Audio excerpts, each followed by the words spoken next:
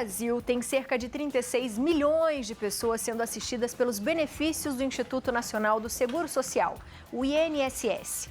Dentre eles, cerca de 7 milhões recebem a pensão por morte. Esse é um benefício mensal destinado aos dependentes do falecido ou falecida, que ao tempo de sua morte era segurado do INSS. Hoje no programa a gente vai receber a advogada de família Luana Oliveira, que vai nos explicar um pouquinho mais sobre pensão por morte. Seja muito bem-vinda, Lu! Muito obrigada, é um prazer estar aqui de novo. Eu que agradeço. A gente falou bastante de pensão alimentícia da outra vez, né? E tinha muita pergunta. Sim. Então a gente resolveu falar um pouquinho mais sobre a pensão por morte. Ótimo. Lu, o que é a pensão por morte? Então, Abi, é muito oportuno a gente trazer esse tema, né, para discussão, para o debate. Por quê? Porque há várias alterações na legislação, né, em pensão por morte.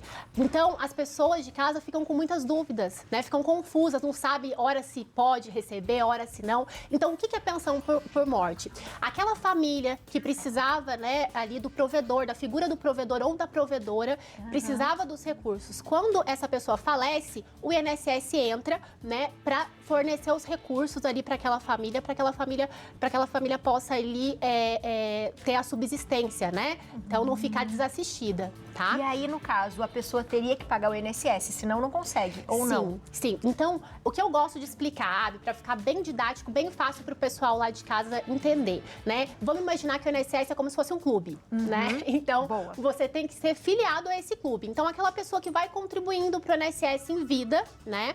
Ela vai contribuindo ali, ela tem direito a usufruir dos benefícios do INSS. Em vida. Quando ela falece, os familiares, então, vão poder aproveitar esses benefícios, tá?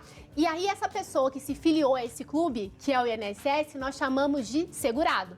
Então, quem vai ter direito aí, quem pode deixar uma pensão por morte para a família? Sempre a pessoa que faleceu e estava contribuindo para o INSS, tá? O MEI também, muitas pessoas têm dúvida. Eu sou MEI, tenho direito à pensão por morte, posso deixar uma pensão por morte para minha família? Sim, nesse caso também vale, tá? Então, para essas pessoas, a lei, OAB, ela até coloca ali uma lacuna, porque o que acontece? Pensa aquela pessoa que contribuiu ali, estava contribuindo certinho, trabalhando, a gente viu na pandemia, né? Tava trabalhando ali, já fazia 5 anos. Veio a pandemia, acabou sendo demitido. E agora? Infelizmente, o ente querido vai embora, né? E a família? Como é que vai ficar? Então, nessa situação, ele não estava contribuindo no momento que ele morreu. Mas aí, o que a gente usa? A gente utiliza o período de graça. Então, para o pessoal de casa saber o que significa esse período de graça que é tão falado, né? São os 12 meses de carência. O INSS, ele dá essa carência de 12 meses, né? Para que a pessoa, ela faleceu, não estava contribuindo, vai contar os 12 meses da última contribuição. Né? Então, se tem que fazer esse cálculo, o que eu aconselho o pessoal de casa? Tá na dúvida? Vai até a agência do INSS, pega um documento que vai vir todas as contribuições, tá? Esse prazo de carência pode estender até 36 meses. Então, olha só o prazo que o INSS ele concede. Mas aí tem que analisar caso a caso. Tá?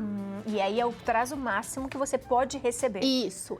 Não, aí o que acontece? Vamos lá, vamos por partes. Então, a gente falou aqui de quem pode, né, deixar. E aí, agora, quem pode receber, né? Aí, vamos falar, a gente falou que era um clube, né? Então, vamos usar essa linguagem.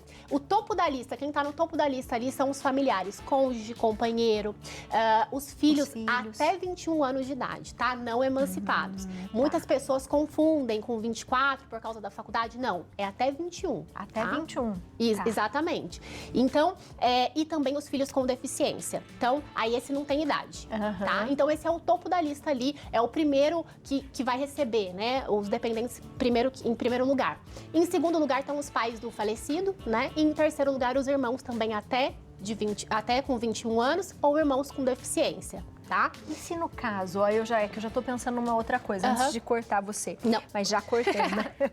Por exemplo, ele tem um filho, mas o filho tem 24 anos, mas o filho deixou de estudar ou deixou de fazer algo para cuidar do pai, por exemplo. Sim. Ele consegue isso, pelo menos por um tempo, ou não? Isso é muito delicado, né? Porque a gente sabe que esse cenário tem muito, né? Então, assim, infelizmente, não. A lei é bem clara, é até 21 anos. Então, muitas pessoas até até socorrem-se da justiça e alegam, poxa, mas ele está fazendo faculdade, né? Cada família tem as suas peculiaridades, mas nesse caso, não, infelizmente, é somente até 21 anos, tá? 21 anos. E aí, como que a gente vai fazer esse requerimento para conseguir receber? Então, aí o que acontece? Faleceu, né, o ente querido, o que os familiares têm que ver? Primeiro, a qualidade de segurado, que nós já vimos aqui, né? Se estava contribuindo, se não estava. Primeiro ponto. Segundo ponto, tem que se encaminhar até uma agência do INSS, buscar a documentação, ver a questão das contribuições e se habilitar lá, fazer o requerimento administrativo de pedido de pensão por morte, se pertencer a esse grupo aí, que é o primeiro grupo, né? Que é o dos familiares ali diretos, tá? Agora, inexistindo esses familiares diretos, é muito importante falar pro pessoal de casa, o pai e a mãe do falecido só vão receber, Abi, se eles comprovarem que tinham dependência econômica, tá? Por quê? Porque também seria um pouco injusto se aqueles pais não dependiam, né? Já que a função da pensão por morte é manter a sobrevivência ali da família, se eles não dependiam, não há que se falar em receber, tá? Os irmãos, a mesma coisa. E é por tempo indeterminado? Isso aí, Abi, é uma questão, assim, que você tocou, muito polêmica, e que as pessoas têm muita dúvida. Eu vejo, assim, muitas mulheres, principalmente, que ficam, assim, atônitas de receio. Porque o que acontece? Antes da reforma da Previdência, nós tínhamos o cenário de que a pessoa recebia era vitalício, né? A pensão por morte. E agora complicou um pouquinho o cenário para o cônjuge e para o companheiro, né? Então, nesse caso, não é mais vitalício, né? Tem umas regrinhas ali, falando rapidamente aqui para o pessoal de casa. Se a primeira regra, né? Pra gente começar falando se vai ter ou não, saber o prazo. Primeira regra, 2 anos de casamento. Então, assim, tem que ter 2 ou mais, né, tempo de casamento. Se tinha, eu tô casada há 1 ano. Então, infelizmente, já ficou um pouquinho complicada a situação. E mínimo 18 meses de contribuição. Tá? Então, 18 meses ali que aquele falecido contribuiu para o INSS. Preenchi essas 2 regrinhas, eu tô um pouquinho melhor. Então, aí eu vou ali ver quanto tempo eu vou receber. E é de acordo com a minha idade, né? Então, o que a lei entendeu? Cada vez que a mulher, né, o cônjuge, vamos falar, a mulher ou o homem, ele é mais novo, e aí vai limitando o tempo. Só vai ser vitalício, Abi, mais de 44 anos. Mais de 44 anos. Sim. E aí, só para não deixar o pessoal de casa sem saber, e se eu não tô nessas primeiras regrinhas que eu falei, dos 2 anos, né? Ou a questão dos 2 anos, ou a questão do... Agora, da contribuição. Da contribuição, isso. Muito obrigada. Da contribuição dos 18 meses. Se eu não tô nessas duas regrinhas, eu só vou receber por 4 meses. Então, esse é o receio tão grande das pessoas, porque imagina, eu tinha um provedor ali, né? E aí eu vou passar a receber só por 4 meses. 4 meses, eu tenho um prazo, né? Então, aí a pessoa tem que reconstruir a vida dela ali, buscar meios de sobrevivência, porque senão ela só vai receber por esse período. Vitalício somente para mais de 44 anos, tá? Interessante. Tem perguntinha para você de WhatsApp. Temos perguntinha. Eu tenho uma minha, na verdade, que assim, a pessoa, ela, após os 44 anos, é vitalício, como você disse. Mas se a pessoa, por exemplo, existe alguma maneira de interromper esse recebimento, um novo casamento, ou, por exemplo, um trabalho, alguma coisa assim registrada, ou não? Indifere disso, ela vai continuar recebendo sempre? Perfeito, Léo. Muito pontual a sua colocação. Tenho certeza que é dúvida de bastante gente, né? Muitas pessoas têm esse receio, assim, viúvos que querem se casar novamente, né? Ou querem arrumar um trabalho, mas ficam com receio de perder a pensão. No passado, né? Muito no passado, já teve essa disposição na lei. Então, é por isso que as pessoas têm esse mito, criou-se esse mito, né? Não casa porque senão vai perder a pensão. Mas não tem nada disso, não tem nenhum impedimento. É vitalício, mais 44, aí tem direito a receber. Lembrando que é só pro cônjuge. O filho com deficiência, por exemplo, aí ele recebe vitalício também. Vitalício também. Sim. E aí, mesmo se o cônjuge, de repente, arrumou um emprego, um trabalho, tá ganhando o seu dinheiro, isso também não tem problema? Não tem, aí não teria essa questão. Interessante. Tem perguntinha de WhatsApp? Vamos para uma perguntinha. Coloca pra gente na tela. Vai lá. Eu ou o Léo? Pode ler, Léo. Vamos ver aqui. Maria Augusta, Salvador, Bahia. Grande Salvador, sempre contribuindo com a gente. Boa tarde, sou viúva e gostaria de me casar novamente. Acho que foi o que a gente respondeu agora. Corro o risco de perder minha pensão por morte? É exatamente o que a gente respondeu agora, né? É uma dúvida de todo mundo, é muito corriqueira, né? Não corre, viu? Pronto, a doutora respondeu. Tem mais perguntinhas? Tem mais uma. Ana Clara, Itajubá, Minas Gerais. Meu marido faleceu e recebi o BPC. tem o direito à pensão por morte? O que é o BPC, doutora? Então, vamos lá. Ana Clara, BPC é o benefício de prestação continuada, tá?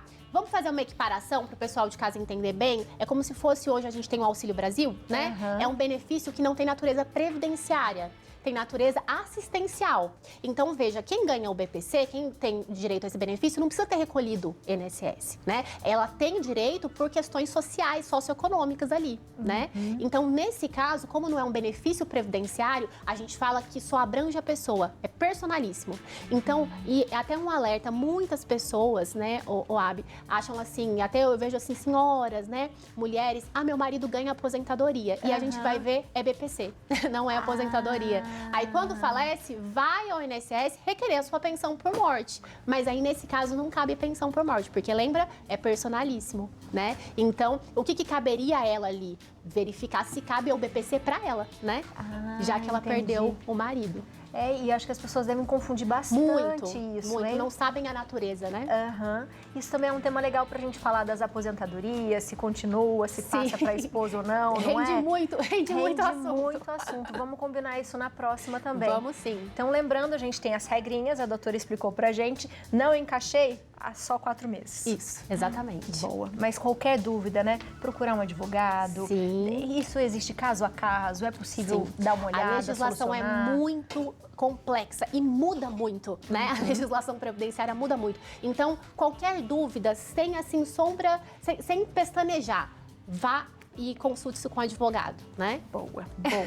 Faz o seguinte, ficou com mais dúvida? Quer saber mais? Segue a doutora na internet, o @advdeadvogada.luanaoliveira, tudo junto. E tem o site também, que é advocacialuanaoliveira.com.br. Obrigada, beijos, viu? Tá linda de rosa, viu? Muito obrigada, você que tá linda. Obrigada.